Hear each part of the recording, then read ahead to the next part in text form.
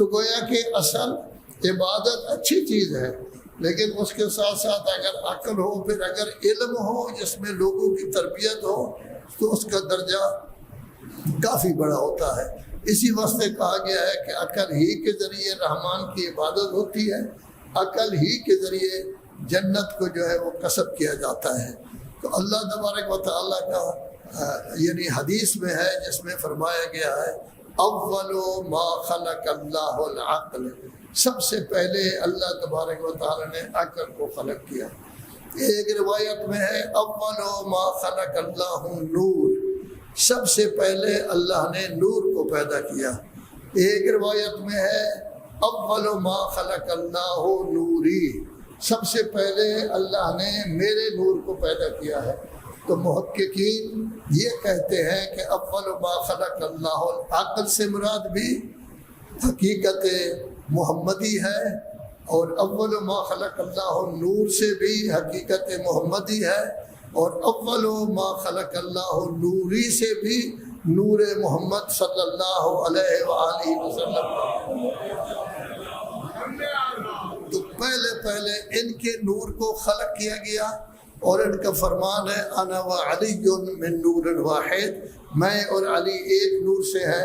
تو گویا ان ذوات مقدسہ کو اس وقت خلق کیا گیا جب آسمان، زمین، کائنات، حضرت آدم تو کافی بعد میں بنے ہیں، ان کو پیدا کیا گیا ہے۔ اسی واسطے حضور کے لیے کہا جاتا ہے عقل کل کائنات، یہ کل کائنات کی عقل ہے۔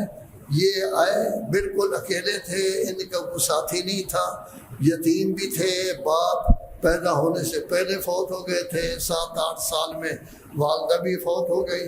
حضرت عبد المطلب نے پرورش کی، حضرت ابو طالب نے ان کی پرورش کی، نبوت کا اعلان ہوا۔ ربیع الاول بڑی عظمت کا مہینہ ہے۔ ربیع الاول کی پہلی تاریخ کو، یعنی پہلی شب جو تھی ربیع الاول کی، اس میں مولا کائنات امیر المومنین علی ابن ابی طالب علیہ السلام بستر رسول پر سوئے، اور اسی شب رسول اعظم صلی اللہ علیہ وآلہ وسلم نے مکہ سے ہجرت فرمائی۔ ہجرت مشہور ہے، آپ جانتے ہی ہیں۔ تو گویا کہ حضرت کا سونا بھی پہلی رات کو تھا، اور حضور بھی پہلی رات کو، اور یہ غار میں جب پہنچے تو تب بھی ربیع الاول کا پہلا دن تھا۔